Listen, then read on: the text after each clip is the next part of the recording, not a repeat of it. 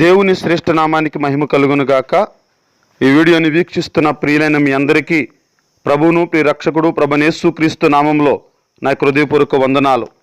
ప్రభునందు ప్రియమైన దేవుని బిడ్డలారా, పరిశుద్ధమైన బైబిల్ గ్రంథాన్ని ఏలుబెట్టి కాక మనసు పెట్టి మనం చదవాలి.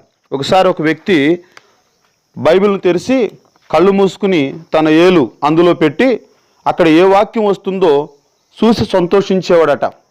ఒకసారి అలాగనే పరిశుద్ధమైన బైబిల్ గ్రంథం తెరిచి తన ఏలు పెట్టి వాక్యాన్ని చూడగా అక్కడ ఏమని రాయబడింది అయ్యా అంటే, మత్తయి సువార్త 27వ అధ్యాయము 5వ వచనం అక్కడ కనపడిందట. అతడు ఆ వెండి నాణ్యములు దేవాలయంలో పారవేసి పోయి ఉరిపెట్టుకునేను అని కనపడింది.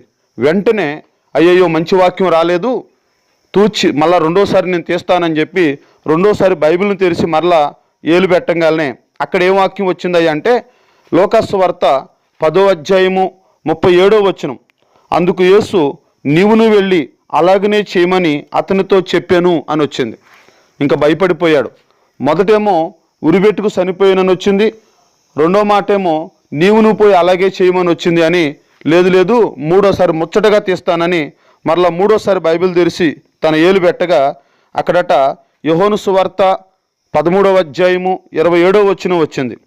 ఆ 27వ వచనం కింద భాగంలో నీవు చేయుచున్నది ఏదో త్వరగా చేయమని వచ్చిందట. దాంతో చాలా భయపడిపోయాడు. మొదటిసారేమో ఉరిబెట్టుకు చనిపోయినని వచ్చింది, రెండోసారి ఏమో నీవును అలాగే చేయమని వచ్చింది, మూడోసారి నువ్వు చేసేదేదో త్వరగా చేయమని వచ్చిందని ఇంకా బైబిల్ని మూసేసి ఎన్నడూ కూడా బైబిల్ని చదవలేదంట. దేవుని బిడ్డలారా, బైబిల్ని అలాగూ ఏలుబెట్టి కాక మనసు పెట్టి చదవాలి. బైబిల్ను వచనం వెంబడి వచనాన్ని, అధ్యాయం వెంబడే అధ్యాయాన్ని, పుస్తకం వెంబడే పుస్తకాన్ని చదివి బైబిల్ని పూర్తి చేయాలి.